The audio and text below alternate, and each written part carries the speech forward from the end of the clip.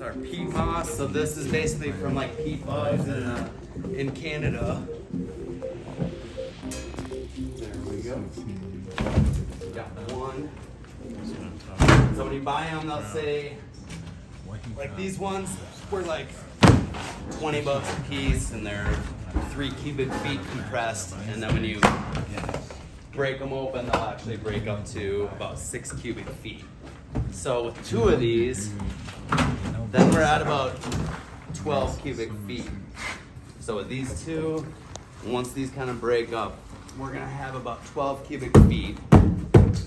Like I said, we're making 1 yard, which is about 27 cubic feet.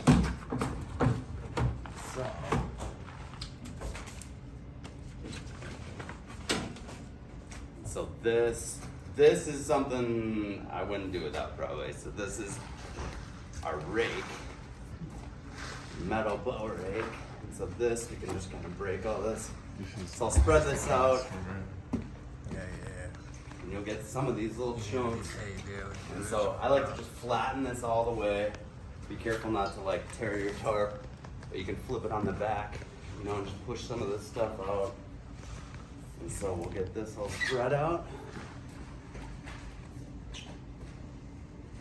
Good to go. All right. And then, who's got a knife though? Oh, that's a great question. I usually have. That's something I didn't bring. You got. These things are super wrapped. Anybody got that? Go. I left it. The one day I leave it. Just fork it. He's bringing a knife. All right, sweet. Got it. Oh, that was Even the knife is tough. They wrap these. Yeah, there you go. all the way from Wisconsin. Gotta be prepared. Yes, sir. Glad somebody was.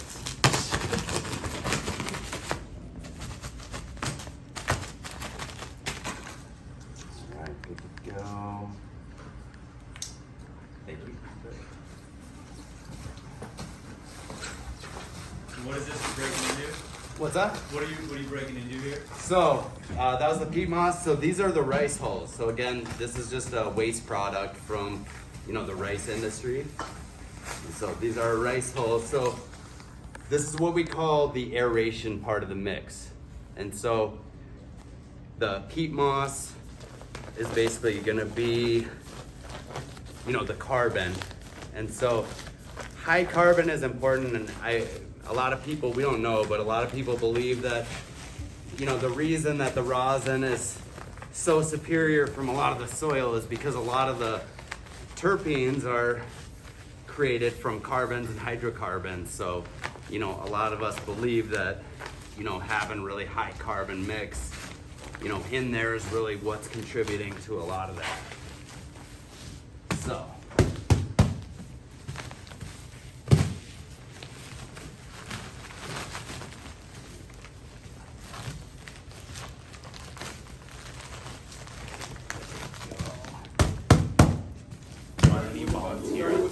Yeah, anybody? What was that? Is that about 12 cubic feet? Is that a peat moss? Yeah, so it's 3 cubic foot compressed, and then those will double. Okay. So. Would anyone like to come up and help mix up the soil? Totally optional if you have an interest. Yeah, good luck. Come on up if you want to do You it. want to? There you go. Nice. We got gloves right over here. That's the best way to learn.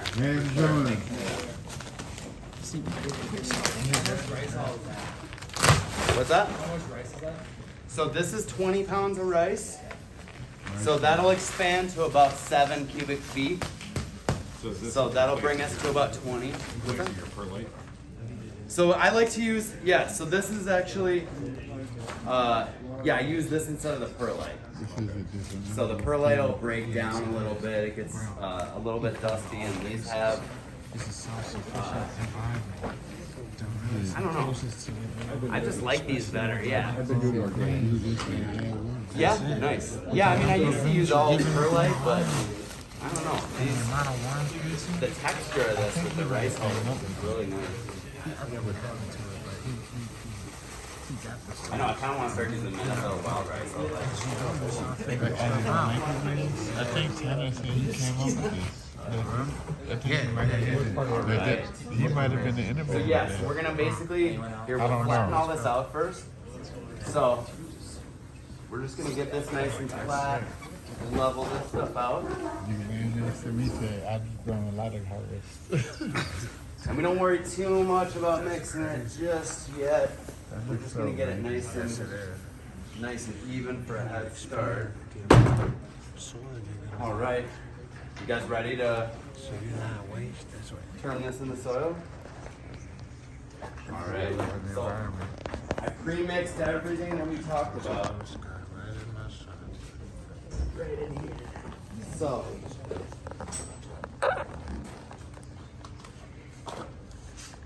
Yeah, so on top here we've got our glacial rock dust. Where does that come from? So glacial rock dust, it comes from basically as the glaciers pass by, they grind up a bunch of the rocks. So they just, in mineral deposits or like rock deposits. And so, But does this come from areas that still have glaciers? I don't think so. I don't know. Okay. I don't know about that one. It's just like pulverized rock, basically. Yeah, it's basically pulverized granite and rock. Okay. And so all those rocks actually, There's the crab meal. yeah, you can smell the crab meal for sure. And so, there we go. Here, look at this. Yeah, I can smell it. Here, So I'll that show you a little bucket was trick. that bucket was your 12 cups of everything that we were talking about? The bone meal, the... Yeah, that was everything in there, except there's one more. Hold on, we got this bucket. Shout out to hands-on learning. Let's see. Hey Tanner, do you mind grabbing that black bucket right there? Nice.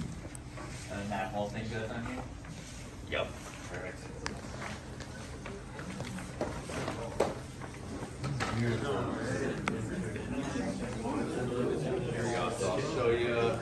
So this one, you can see on top. So that's the pre-charged biochar right on there. You guys can see that biochar. So the biochar is basically like a little condo for all the microorganisms to live in. And so we just use enough of that. And so this is the malted barley. You can see these malted barley grains right in there. So here, I'm gonna show you guys. The hell of A trick here. So we're just gonna use the back of this rake and just flatten this out. And I'll try. But the key is always just trying to get this all to mix. So you're always just thinking about just getting this mixed up. Sometimes you get these plastic bag pieces. Oh, that's crab right there. Nice. There we go.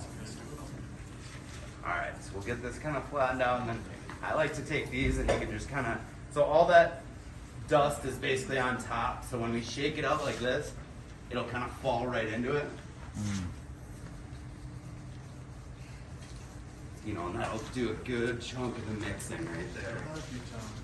And so I just pull this across and just shake it. That's fucking beautiful.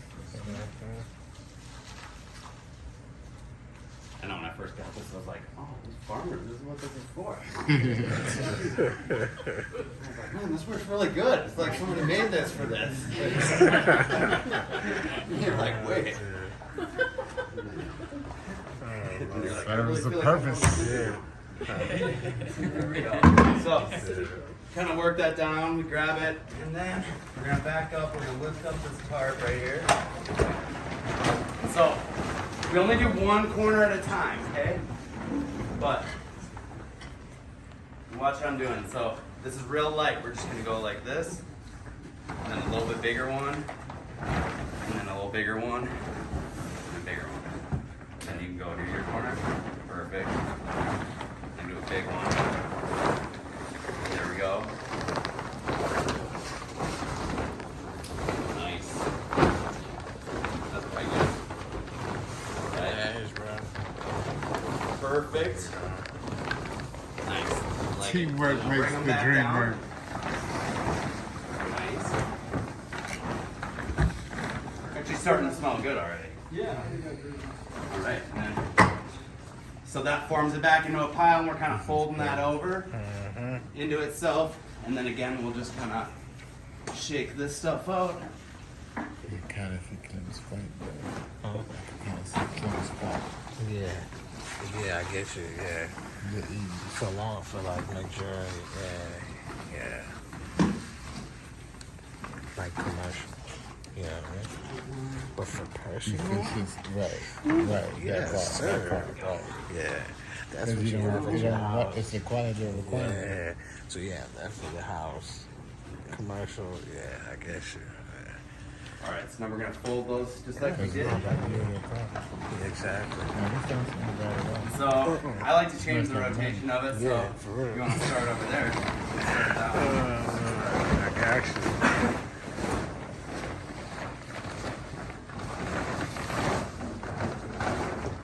Like that.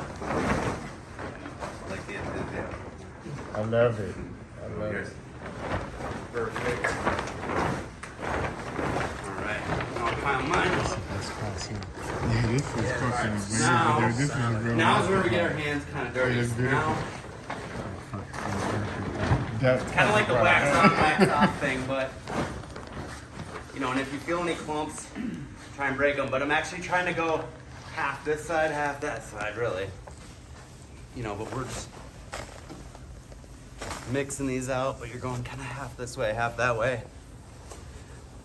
Once you kind of keep splitting it in half like that, you know, it'll eventually just all become mixed. And this is a lot easier to mix when this is dry right now. So it gets a lot heavier. Yeah, man.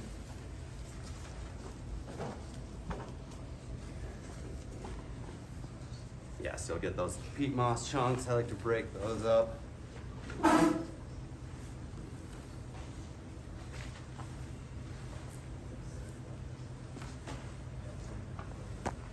And that's actually my Cornell fungi. Oh, and it's gone already. Here we go. Yeah, so that's some of our fungi kind of holding that together. So yeah, I mean, a lot of these microorganisms are just present. You know, I was always wondering, like, where do they come from? Like, what, you know, how do you add them? And, you know, or do we add that mycorrhizal fungi at the end? You know, and, but it's like, I mix this and it's like, I've seen it at the beginning. It is present. The mycorrhizal fungi will be there regardless.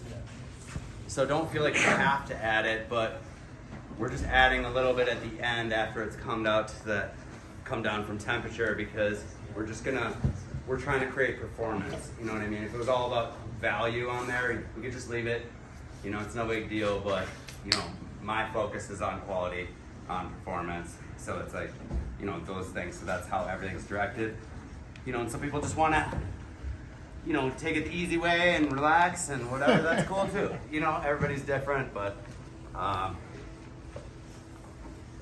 you know, but if you want to really do it up, that's the way to go for sure.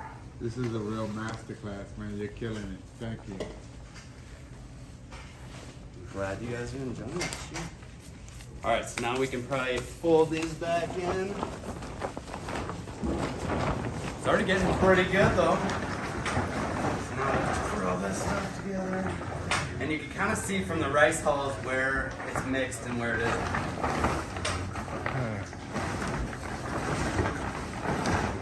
That pile.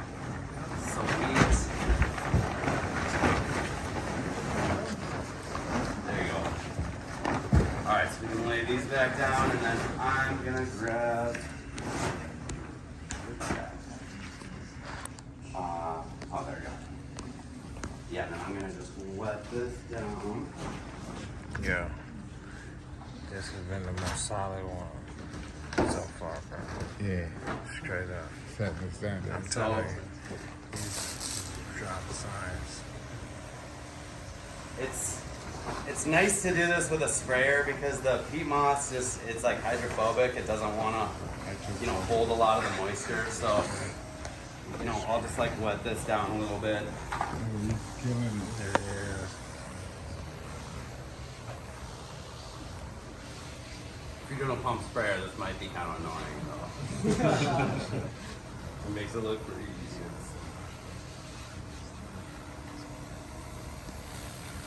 some of these clumps of peat moss are just because they're like really dry. You know, and those are just drier chunks, so those will definitely break down a little bit faster. And so we could just use water. I happen to have some my worm, you know, my worm juice. So I did some worm juice in here. Instead, always trying to just push it, you know, push those extra microorganisms in there. That one was too funny. I've never heard that one. You mentioned before you had molasses required. You definitely can. I like using molasses. I started not using it a ton though because it can kind of make the smoke a little harsh if you use too much of it for some reason. I don't know. Yeah, some of the stuff I don't know is just trial and error though, but I know it's not. It's a little harsher.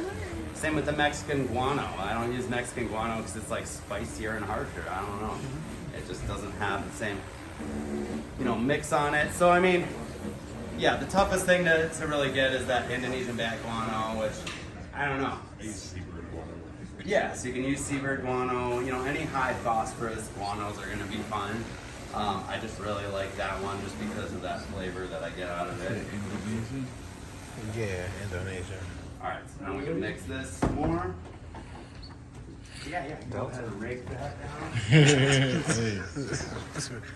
Nice. And we ship for 95%. How much Yeah. You know what I mean? on all the ingredients and stuff? Or something like that. That's why I held on to that, bro. Let's see. It I comes was in trying to handy. get that before I got here. I'm telling you, for real. I'm telling you. Because I have all mine in such bulk. But It it's, does- but it's like, I figure it's like, you know, $2 to $3.50 probably. But some stuff you're going to have extra, you know, just because of the way they sell a lot of it. So I'm hoping in like the next month I get approved to just sell like all these amendments in a bag so that you guys can just buy them and then it'll just save money and, you know, we don't have to mess around too much. Because it is kind of annoying, because then it's like, and some stuff is annoying because it's like, oh, this is 10 cups, and it's like alfalfa's 10 cups is way different in weight than like, you know, 10 cups of blood meal. You know, it's going to be heavier, bone meal is going to be heavier, so they all have different weights and different sizes and stuff, so that stuff gets a little bit confusing on there, but if you do go to Eco and tell them, you know, I've been working with those guys for 15 years. They used to sell all my LED grow lights when I was making LED grow lights, and you know, so they all know what's going on and they can help you on. So it's pretty easy. But yeah, if you guys want, I mean, we'll start working on just getting these supplies into like a bag so that we don't even need to buy all the boxes, because that stuff gets annoying when you're like, oh, I got everything, and you're like, oh shit, I don't have basalt. Nowadays, there we go. So mix everything up and be like, okay, don't forget to get some basalt there. So yeah, so hopefully that'll get a little bit easier. But Another question for you. yeah. Do you amend, I heard you guys talk about molasses. Do you amend any sugars into this soil at all during the flowering stage? I'll do some molasses once in a while. You know, maybe once a week. You know, I might put like,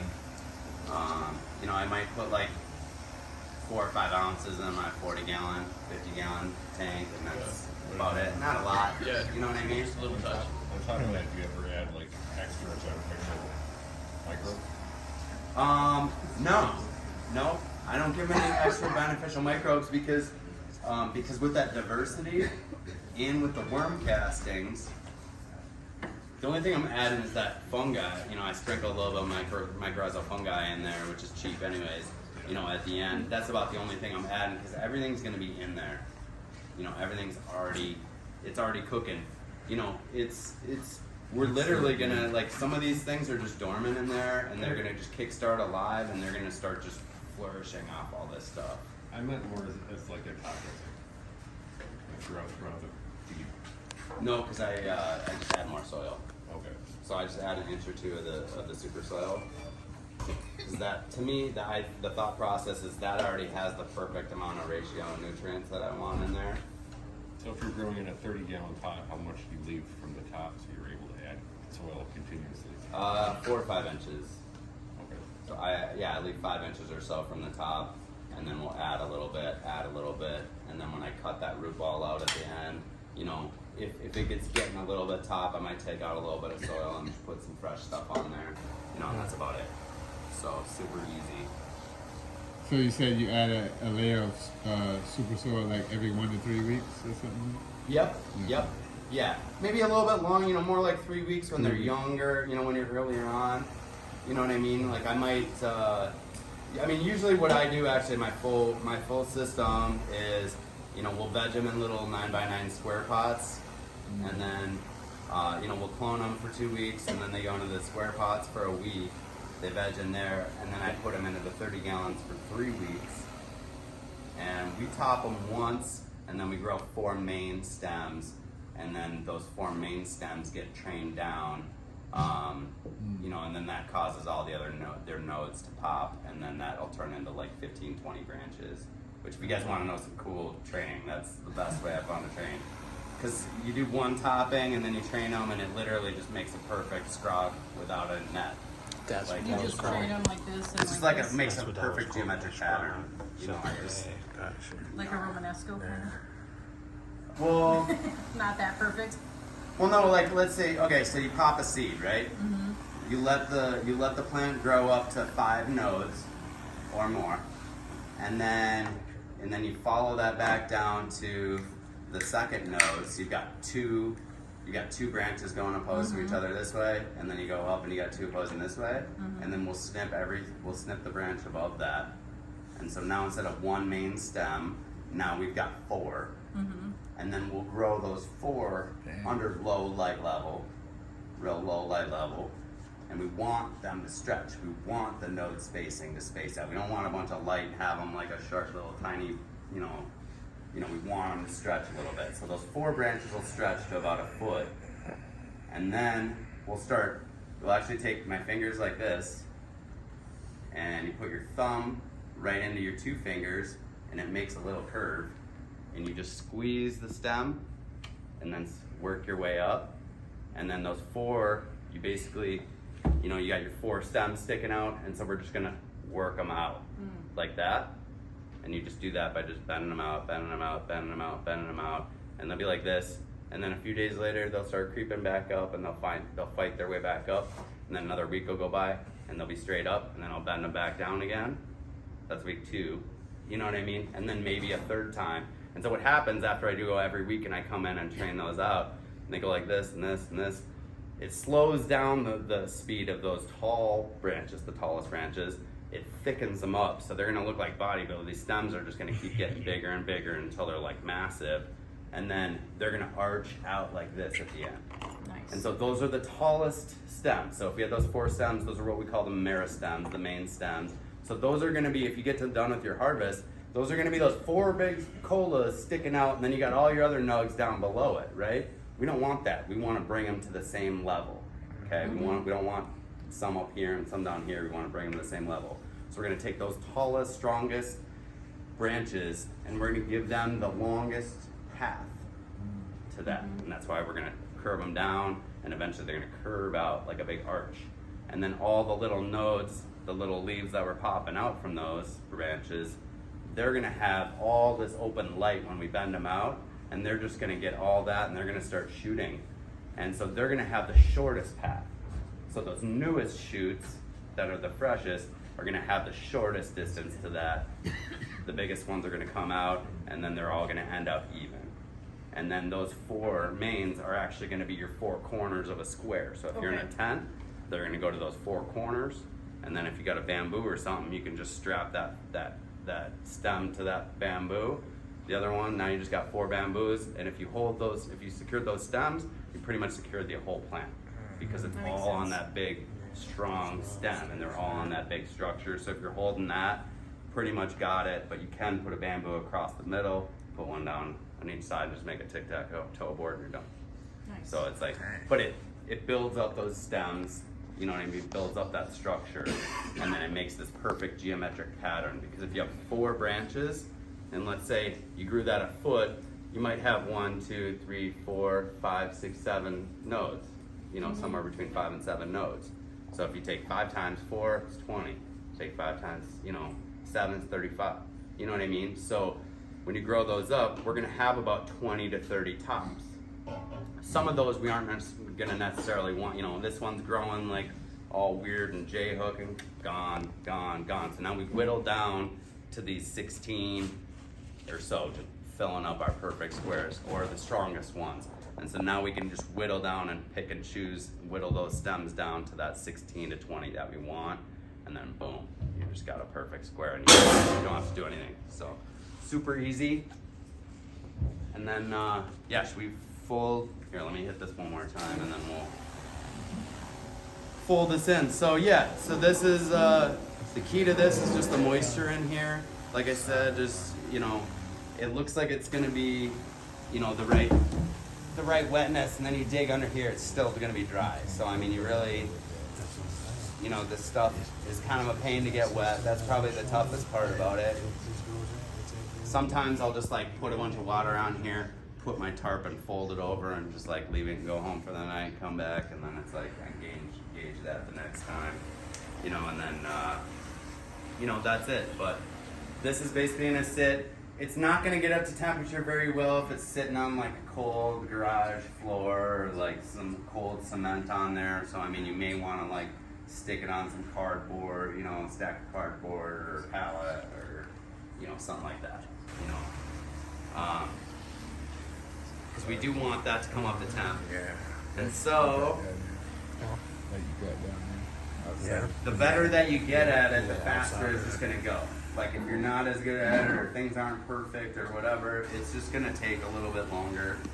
You know what I mean? So, you know, eventually it's gonna just, you know, compost out on its own. So you don't have to, you know, do a whole lot of stuff. But like I said, this is basically just replicating nature. If you had, you know, little cover crops below, trees in a forest falling down, you got animals, you know what I mean, that fall down. And you know, that's the other thing that I hear about some of these people, like vegan mixes. It's like, that's great if you're vegan, and you know, that's cool, and I support that, but you know, there's animals dying out on the nature. You know what I mean? Like, these are just things that have been happening for millions of years, and we gotta kind of accept the fact that there's like animals in the soil, including us. You know what I mean? And like, you know, I don't know. To me, it doesn't seem very natural to take that out of it, and you know, I don't know. I mean, to me, that just doesn't seem natural, and so I'm a naturalist, and you know, the more that we kind of go towards nature, and we're trying to, you know, follow nature. I mean, nature's doing a pretty good job before we started kind of, you know, messing with the, you know, with the salts. I mean, vegans are eating insects in their broccoli. Yeah, it's. I mean, the animals still grew the plant.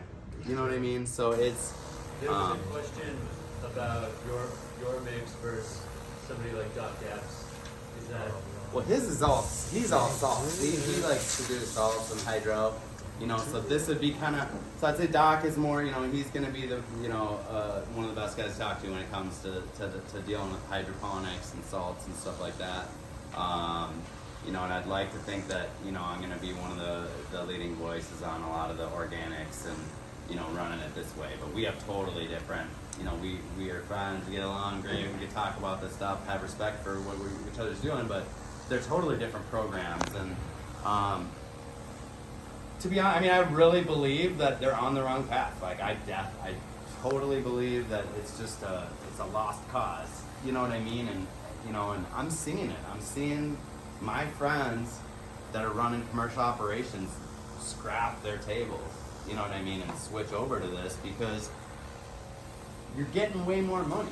You know what I mean? Like, you know, yield is one thing, but in my opinion, especially as we get into this more commercial, recreational space, you know, the thing I'm going to be selling a lot of these, you know, upcoming farms on this stuff is that, like, you're either going to play the gram per watt game doing hydro, because you're not going to beat these big companies, because if you've ever watched Canada, you know what I mean? Like, they're like, we're down to 157 a gram. We're down to 127 a gram. Like, you know, you never seen people so excited at how cheap they can make their cannabis. You know what I mean? And it's like, you know, like the stocks are going, like that's all that makes their stocks go up. You know, it's like them telling you, you know, they can make it cheaper. They're like, oh my God, we got to jump on these guys. Like, they're making it even cheaper. oh my God. You know, so it's, Cheap is good. yeah, right? Like it's, you know, it's a race to the bottom, you know, and especially in America where the laws, the problem with this is like the way the laws are set up, you know, there's no tax deductions for it. So it really limits, it actually favors a lot of these corners being cut, because the more corners you're gonna cut on here, the more you can water it down, the more that, you know, you're gonna survive and I'm not.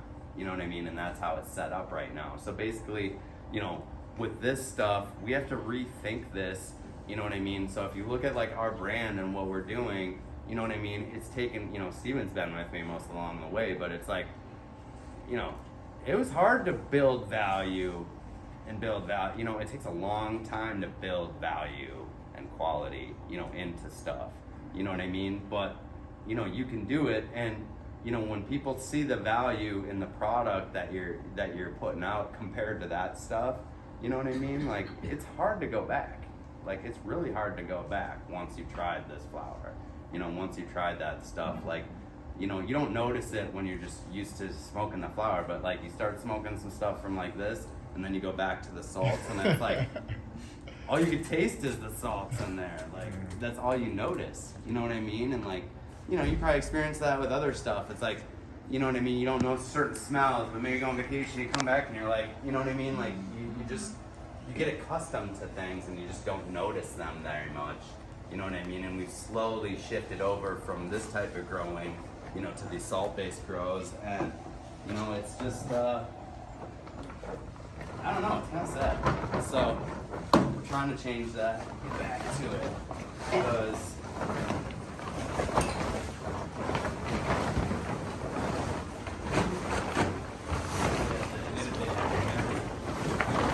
yeah, we got another 4 gallons in there. I mean, as you can see, still we got some dry spots, so I mean, you know, I only brought 4 gallons of water, but I keep adding, you know, more and more to this mix. You know, we're starting to get, you know, now we can see with my hand, it doesn't have, it's starting to clump up like that. So when we squeeze that, you know, that part's pretty close to the moisture I want, right there. But, you know, this side isn't. You know what I mean? So this, you know, this is really close. Yeah, you're constantly tinkering to get it. Yeah, this is the key to the kingdom right here. So this little test is gonna tell you, you know, this is about what I would do, you know, right there. Maybe a touch more, but that's just that area. Like if I'm, you know, you want it consistent throughout. Like this is dry, you know what I mean? And so, you know, you kind of let it sit. It kind of, the moisture acclimatizes. I like to just be patient with it. Like I'll do this, you know what I mean? Get it to this point, leave it, go home. I'll go back, you know, in the morning, add some, you know, add a little bit of moisture to it. You know, makes it a little bit easier to kind of gauge that if you want. You know what I mean? You know. Andy said we can leave it here tonight. Oh yeah? Yeah. He's like, won't be here when you get back. But yeah, that's it. That's the whole deal. So basically we're gonna, you know, mix this up, add that water, get that moisture right, and then we're basically just gonna cover this. You know, we're just gonna, like I said, you don't want to do it on concrete like this, you know, or put some cardboard boxes down or something so you got a little bit of insulation from the cold cement. That's just going to be fighting the temperature, and right now we're basically trying to get that temperature up. So we want that temperature to increase, we want to get it hot, you know what I mean? And then we'll open this up, we'll check on it, we'll check that temperature, we're going to check that moisture level, try and figure out, okay, if the temperature's not there, you know, is it because it's too dry? Is it because it's too wet? If it's too wet, you might start smelling, like I said, that sewage type smell. You know, you're gonna smell anaerobic stuff that you don't want to smell. That way, if that happens, you're gonna open this all up, spread it all out, let it air out. You know what I mean? Let that